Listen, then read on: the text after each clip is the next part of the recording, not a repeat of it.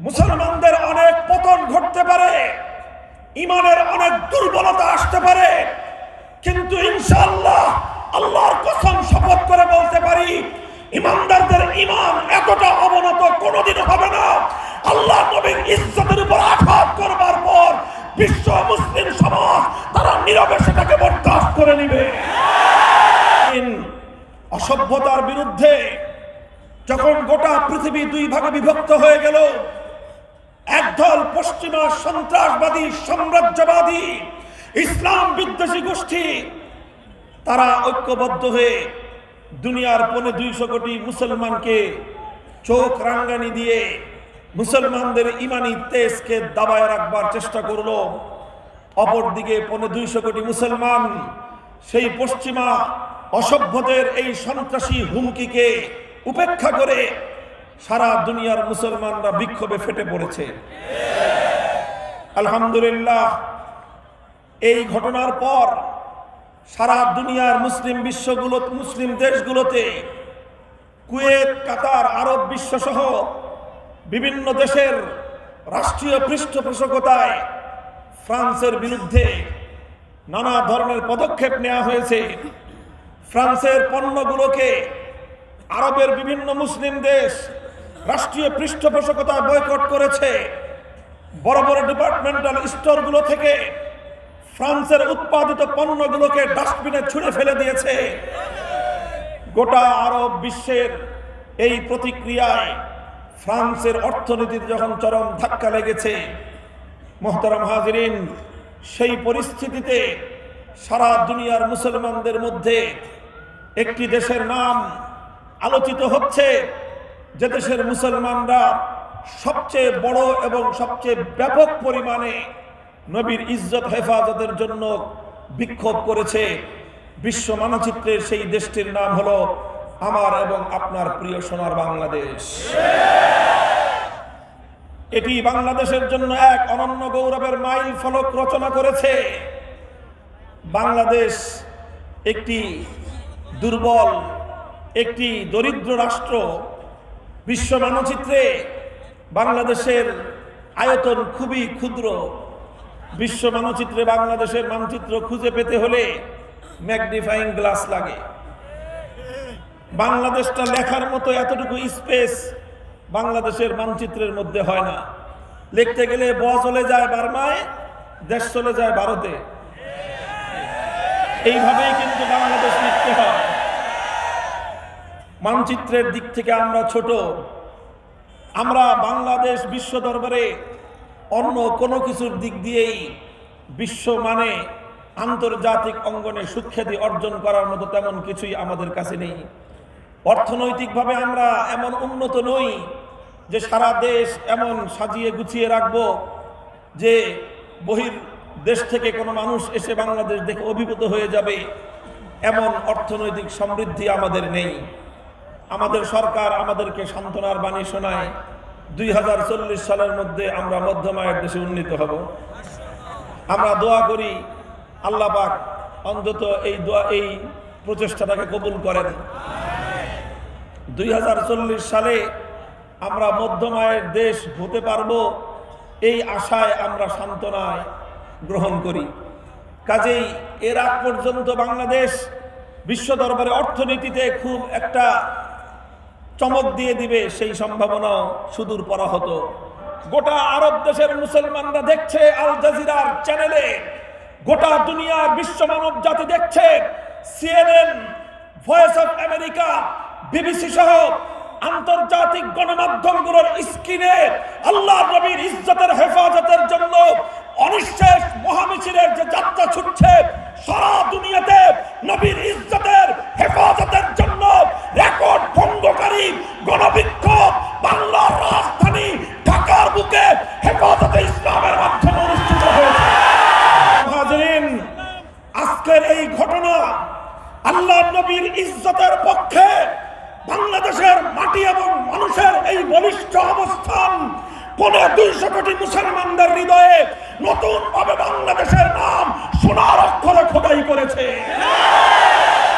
এটা আমার বাংলাদেশের অহংকার, এটা আমার বাংলাদেশের গৌরব, এটা বাংলাদেশের হাজার পরিচয়।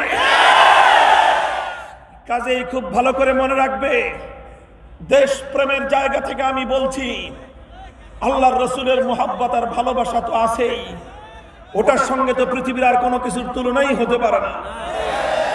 ঈমানের মূল্য আর ঈমানের ভালোবাসা হৃদয়ের কোন গভীরে খচিত আছে, সেটার কথা তো সবসময়ই বলি, সেটার সঙ্গে অন্য কোনো কিছুর তুলনা হতে পারে না।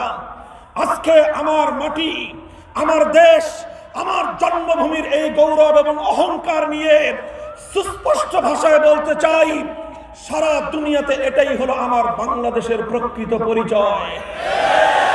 বাংলাদেশের অহংকার, বাংলাদেশের মানুষ ধর্মপ্রাণ, বাংলাদেশের গৌরব, এদেশের মানুষ রসুল প্রেমিক, এদেশের প্রকৃত পরিচয়, এদেশে আর কিছু থাকবে না থাক, ইসলাম ছিল, ইসলাম আছে, ইসলাম থাকবে। মুহতারাম হাজিরিন, আমি আবার বলছি, এটাই হলো বাংলাদেশের প্রকৃত পরিচয়। এদেশে ইসলামকে নিয়ে বেঁচে থাকবার জন্য এই দেশ, এই মাটি, এদেশের সিংহ শার্দুলেরা, এদেশের সোনার ছেলেরা হাজার বছর পর্যন্ত অনেক ত্যাগ এবং কোরবানির নজরানা পেশ করেছে। সাগর পরিমাণ রক্ত দিয়ে বাংলাদেশের স্বাধীনতা অর্জন করেছে।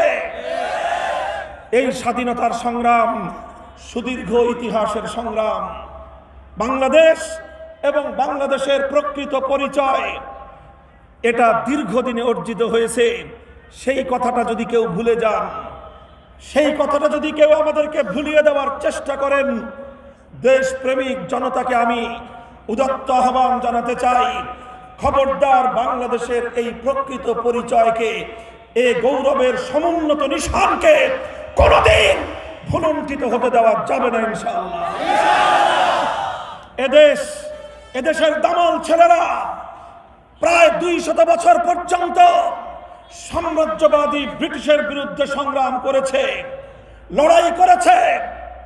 1831 সালের বালাকোটার রণাঙ্গনে সৈয়দ আহমদ শহীদ রহমতুল্লাহ আলাইহির সহযোদ্ধা হিসেবে এই জনপদ থেকে অনেক স্বাধীনতার মুক্তিযোদ্ধা রক্ত দিয়ে দেশকে স্বাধীন করবার জন্য সংগ্রামে আত্মনিয়োগ করেছিল। 1847 সালে, 1857 সালের সিপাহী বিদ্রোহে শামেলের রণাঙ্গনে স্বাধীনতার যুদ্ধের জন্য এদেশের অনেক বীর পুরুষ মুসলমান হাফেজ জামিন শহীদ রহমতুল্লাহ আলাইহির নেতৃত্বে শামেলের রণাঙ্গনে শাহাদাতের রক্ত দিয়েছিল। এদেশের হাজী শরীয়তুল্লাহ, ফকির মজনু শাহ, মীর নেসার আলী ওরফে তিতুমীর, এক একটা নাম সোনার অক্ষরে লিপিবদ্ধ নাম, এক একটা নাম হাজার বছরের বাংলাদেশের মানুষের গৌরব এবং তাদের ইতিহাস আর ঐতিহ্যের নাম। ইতিহাস কি ছিল? ফকির মজনু শাহ জঙ্গলে জঙ্গলে থাকতেন, হাজী শরীয়তুল্লাহ গ্রামে গ্রামে, পাহাড়ে গঞ্জে, জঙ্গলে গাছের ডালে আড্ডালে বসবাস করেছেন। মীর নেসার আলী ওরফে তিতুমীর বাঁশ দিয়ে কেল্লা নির্মাণ করেছেন। আর সেই জায়গা থেকে পৃথিবীর super power, the great empire of British, সেই ব্রিটিশ সাম্রাজ্যের বিরুদ্ধে লড়াই করেছেন, জীবন দিয়েছেন, রক্ত দিয়েছেন। দেশ এবং মাটিকে মুক্ত আর স্বাধীন করবার সংগ্রাম থেকে কোনোদিন পিছপা হন না। তারপর 19 শতকের গোড়ার দিকে যখন পশ্চিমবঙ্গের দাদা বাবুরা চেয়েছিল আমার এই বাংলাদেশের মুসলিম সমাজকে দাবায় রাখতে, এই সমাজের মুসলমানরা যেন মাথা উঁচু করে দাঁড়াতে না পারে, রবীন্দ্রনাথ ঠাকুরের নেতৃত্বে সাম্প্রদায়িক উগ্র মুসলিম বিদ্বেষী, বাংলাদেশ বিদ্বেষী গোষ্ঠী যখন বাংলাদেশের বিরুদ্ধে ষড়যন্ত্র করছিল, আমাকে এই দেশের প্রকৃত ইতিহাস আজকের প্রজন্মের সামনে তুলে ধরতে হবে। এটা আমাদের ঈমানি জিম্মাদারি। যখন আমাদের সোনার মানুষ, আমাদের গর্বের অহংকারের প্রতীক নবাব স্যার সলিমুল্লাহরা, তারা নিজেদের ব্যক্তিগত সম্পত্তি ওয়াকফ করে এদেশের মানুষকে শিক্ষিত করে গড়ে তুলে বিশ্ব দরবারে মাথা উঁচু করা জাতি হিসেবে গড়ে তুলবার জন্য ঢাকা বিশ্ববিদ্যালয় প্রতিষ্ঠার চেষ্টা করেন, তখন পশ্চিমবঙ্গের দাদাবাবুরা, রবীন্দ্রনাথ ঠাকুররা তারা আমাদেরকে উপহাস করত, বলতো ওই অশিক্ষিত গণ্ডমূর্খদের দেশে বিশ্ববিদ্যালয় দিয়ে কোন কাজ হবে। আমরা জানি ইতিহাস ভুলে যায়নি, ইতিহাস মুছে ফেলা যায় না। মোহতারাম হাজিরিন, পশ্চিমবঙ্গের তারা চাইতো না যে এই ঢাকাকে কেন্দ্র করে এই পূর্ববঙ্গের মুসলমানরা তারা অগ্রসর হোক, তারা তাদের উন্নতি হোক। এটা কোনোদিনও পশ্চিমবঙ্গের এই সমস্ত দাদাবাবুরা চায় নাই, তারা চায় নাই। তারা বঙ্গভঙ্গ রদের নামে যখন বিশাল বঙ্গপ্রদেশ ব্রিটিশ সরকারের কাছ থেকে দীর্ঘ সংগ্রামের মাধ্যমে, যৌক্তিকতা প্রতিষ্ঠার মাধ্যমে বঙ্গকে যখন দুই ভাগে ভাগ করা হলো, এক ভাগ কলকাতার নেতৃত্বে, কলকাতার তত্ত্বাবধানে পশ্চিমবঙ্গ, আরেকটা ভাগ ঢাকার নেতৃত্বে পূর্ববঙ্গ। পশ্চিমবঙ্গ হিন্দু প্রধান, পূর্ববঙ্গ মুসলিম প্রধান। হিন্দু দাদাবাবুরা চিন্তা করলো, ঢাকাকে কেন্দ্র করে যদি আলাদা স্টেট হয়ে যায়, ঢাকা যদি রাজধানী হয়ে যায়, পূর্ববঙ্গের মুসলমানরা শিক্ষা দীক্ষা, অর্থনীতি, সংস্কৃতি, শিল্প, সভ্যতা সর্বদিক থেকে তারা অগ্রসর হয়ে যাবে। এজন্য আমরা অগ্রগতি করি, আমাদের উন্নতি হোক, এদেশের মুসলমানরা মাথা উঁচু করে বিশ্ব সভ্যতায় নিজেদের অস্তিত্বের জানান দিক, তারা সেটা চায় নাই, সেটা তারা চায় নাই। এজন্য তারা বঙ্গভঙ্গ রদ করার জন্য সাম্প্রদায়িক দাঙ্গা তৈরি করেছিল, বিভিন্ন জায়গায় অগ্নিসংযোগ করে এই পূর্ববঙ্গের মুসলমানদের জাতিসত্তার অগ্রযাত্রাকে রুখে দেওয়ার জন্য নানা ধরনের সাম্প্রদায়িকতার আগুন জ্বালিয়েছিল। এবং সেই বঙ্গভঙ্গকে ওরা রদ করে আবার মুসলমানদের এই দেশকে সুদূর সেই কলকাতার দাদাবাবুদের অধীনস্থ করবার চেষ্টা করা হয়েছিল। আমি সুদীর্ঘ ইতিহাস বলছি। এরপরে যখন 1947 সালে দেশ বিভক্ত হলো, একটা হলো ভারত যেখানে হিন্দু সংখ্যাগরিষ্ঠ, আরেকটা দেশ হলো মুসলিম সংখ্যাগরিষ্ঠদেরকে নিয়ে। এদেশের হিরণ্ময় হাতিয়ার, এদেশের শত বছরের মুসলিম রাজনৈতিক নেতৃবর্গ, শেরে বাংলা একে ফজলুল হক, হোসেন শহীদ সোহরাওয়ার্দী, মৌলানা আব্দুল হামিদ খান ভাসানী, মৌলানা আব্দুর রশিদ তর্কবাগীশ এবং তাদের সঙ্গে ইয়াং লিডার বঙ্গবন্ধু শেখ মুজিবুর রহমান, তারা ভারতের বিরুদ্ধে সংগ্রাম করলেন, আধিপত্যবাদের বিরুদ্ধে সংগ্রাম করলেন। তারা শত বছরের তিক্ত অভিজ্ঞতার আলোকে বললেন, না, নেড়ে বেলতলায় দুইবার যায় না, নেড়ে বেলতলায় দুইবার যায় না। তোমরা কলকাতাওয়ালারা আমাদেরকে শত শত বছর পর্যন্ত শোষণ করেছো। সেই কথায় নোয়াখালী থেকে একটা মানুষ তার ন্যূনতম প্রয়োজনে কলকাতা পর্যন্ত যাওয়াটা বড় কঠিন ব্যাপার, কুমিল্লা থেকে কলকাতা পর্যন্ত যাওয়া বড় কঠিন ব্যাপার। কোথায় চট্টগ্রাম, কোথায় কলকাতা। একটা মানুষ যে কোনো কাজের জন্য রাজধানীতে তাকে যেতে হয়। চট্টগ্রামের রাজধানী, নোয়াখালীর রাজধানী, কুমিল্লার রাজধানী কলকাতা হতে পারে না। চট্টগ্রাম, নোয়াখালী, কুমিল্লা সহ এই অঞ্চলের সুদূর তীরবর্তী অঞ্চলগুলোর রাজধানী এটা ঢাকা হওয়াটাই যুক্তিসম্মত। এজন্য আমরা আমাদের লিডারদেরকে এই জায়গায় সম্মান জানাতে হয়, তাদের দূরদর্শিতাকে শ্রদ্ধা জানাতে হয়।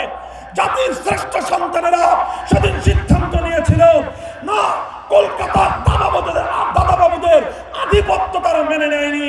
তারা পূর্ববঙ্গকে পশ্চিমবঙ্গ থেকে আলাদা করে মুসলমানদের জন্য স্বাধীন সার্বভৌম একটি রাষ্ট্র গঠন করার দায়িত্ব এবং সেই পদক্ষেপ তারা গ্রহণ করেছিলেন। বলতে চাই, বাংলাদেশের স্বাধীনতার সংগ্রামের ইতিহাস তোমাকে জানতে হলে 19 শতকের গোড়ার দিকের বঙ্গভঙ্গ আন্দোলনের ইতিহাস তোমাকে পড়তে হবে। এদেশের মানুষ কিভাবে তাদের অধিকার কেড়ে নিয়েছে, কিভাবে কত ত্যাগ আর কোরবানির মাধ্যমে এদেশের মানুষ তাদের অধিকার, তাদের ন্যায্য পাওনা তারা বুঝে নিয়েছে। এটা বুঝতে হলে তোমাকে কলকাতার দাদাবাবুদের বিরুদ্ধে, সেই সাম্প্রদায়িক উগ্র গোষ্ঠী বিরোধী বাংলার মুসলমানদের প্রায় 100 বছরের সংগ্রামের ইতিহাস তোমাকে পড়তে হবে।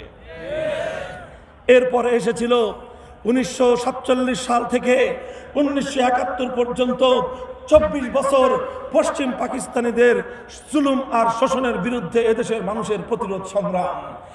এদেশের মানুষ যখন দেখলো পশ্চিমবঙ্গের জাতাকল থেকে মুক্ত হওয়ার পর পশ্চিম পাকিস্তানি খান পাঠানরা আমাদের সঙ্গে গোলামের আচরণ করতে চায়, এদেশের মানুষ তখন বলেছিল, আমরা যেমন কলকাতার দাদাবাবুদের গোলামি করি নাই, ঠিক তেমনি ভাবে আমরা পশ্চিম পাকিস্তানের খান পাঠানদের আধিপত্য মানতে প্রস্তুত না।